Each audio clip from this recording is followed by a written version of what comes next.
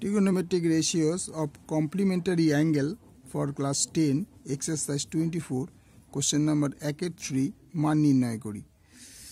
তাহলে এখানে দেখো tan 27 degree by cot 63 degree. আমরা একটা জিনিস জানি,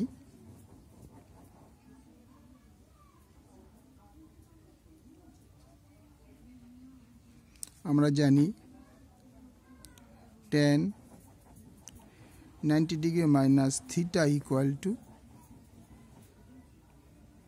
cot থিটা। তাহলে আমরা এখানে লিখতে পারি tan 27 degree equal to tan 90 degree minus 63 degree. আমরা যদি এইটা থেকে 63 বাদ দিলে 27 হয়, তাহলে এর বাদে লিখতে পারবো আমরা cot 63 ডিগ্রি। তাহলে আমরা এখন কি লিখব? এই tan 27 এর জায়গায় লিখব cot 63 ডিগ্রি বাই তলায় ছিল cot 63 ডিগ্রি। তাহলে এটা এগুলো কেটে গিয়ে অ্যান্সার হলো 1। বোঝা গেল? এই ফর্মটা তোমাদের মুখস্থ রাখতে, আগের পাতায় তোমাদের দিয়েছি, খেয়াল করে দেখবে যে tan 90 মাইনাস থিটা মানে cot থিটা। তাহলে tan 90 মাইনাস থিটা আমরা এই 27-এর বদলে 90 থেকে 63 বদলে 27 হয়, তার মানে tan 27 হয়, তার বদলে আমরা লিখতে পারবো cot 63 ডিগ্রি। তাহলে এখানে 27-এর বদলে 63 ডিগ্রি হয়ে গেল, তাহলে cot 63 কেটে গিয়ে আনসার হলো 1।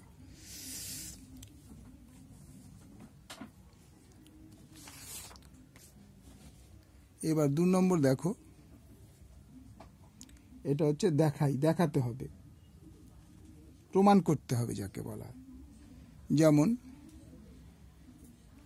sin 66 ডিগ্রি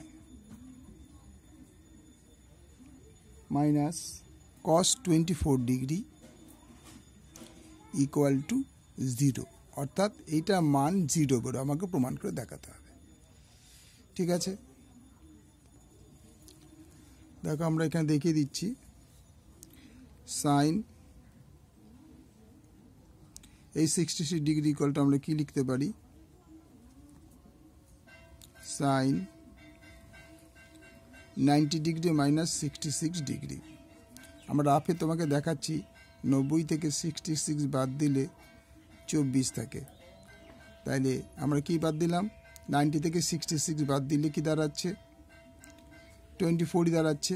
তাহলে সাইন এই যে ফর্মটা আগে লিখেছিলাম, যে tan এখানে একটা ফর্ম লিখতে হয় তোমাদের বোঝার জন্য, সাইন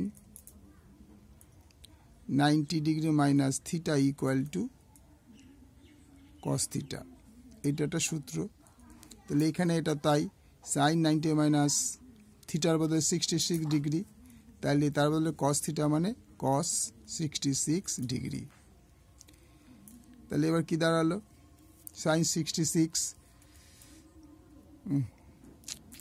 ভুল হয়ে গেল, 24 ডিগ্রি cos। তাহলে এখানে সাইন 66 এর বদলে আমরা লিখতে পারবো cos 24 degree minus cos 24 degree. তার আনসার বেরোলো 0। তাহলে প্রমাণিত হয়ে গেল। সুতরাং sine 66 degree minus cos 24 degree equal to 0 প্রমাণিত। এটা হচ্ছে 2-1।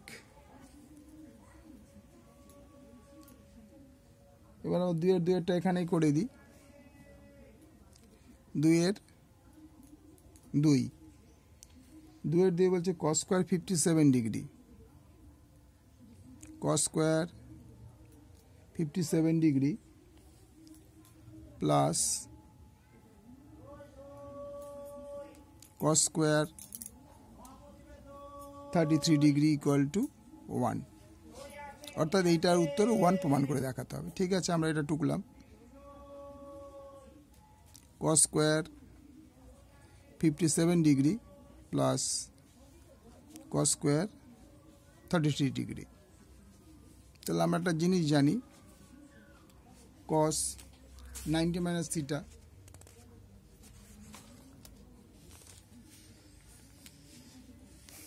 আমরা জানি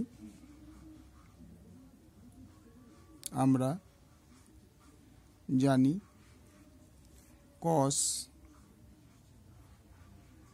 90 degree minus theta equal two sine theta.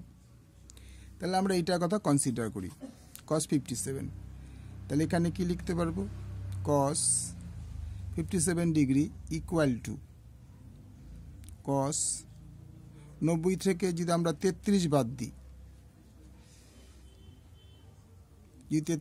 দিই, তাহলে কত 57 হবে। তাহলে কি লেখা যায়, সাইন 57 ডিগ্রি। আমি কি বলেছি, cos 90 minus theta equal two sine theta, অর্থাৎ এই মানটা যেটা হবে সেটা হবে থিটা। তাহলে এই 57 ছিল, 90 থেকে 33 বাদ দিলে 57 হয়, তাহলে বিয়োগ করে 57, তাই সাইনটা সাইনই রইল, থিটার জায়গায় হয়ে গেল 57। তাহলে আমরা কি লিখব, cos স্কোয়ার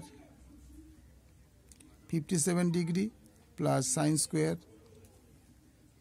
57 ডিগ্রি, কথাটা একটু ঘুরিয়ে লিখি, sine square 57 degree plus cos square 57 degree. এটাও আমরা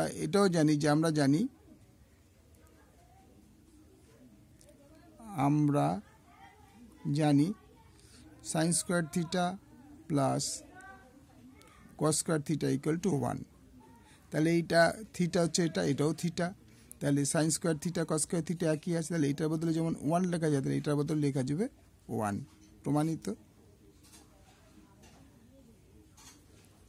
ওকে, ভালো লাগলে লাইক করবে, শেয়ার করবে, সাবস্ক্রাইব করবে।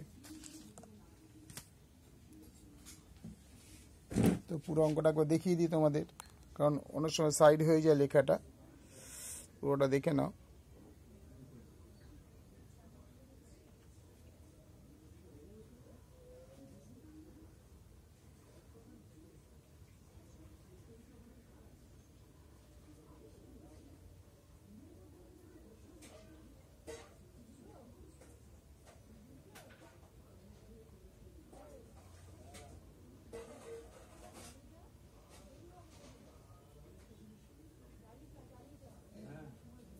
লাইক করো, শেয়ার করো, সাবস্ক্রাইব করো।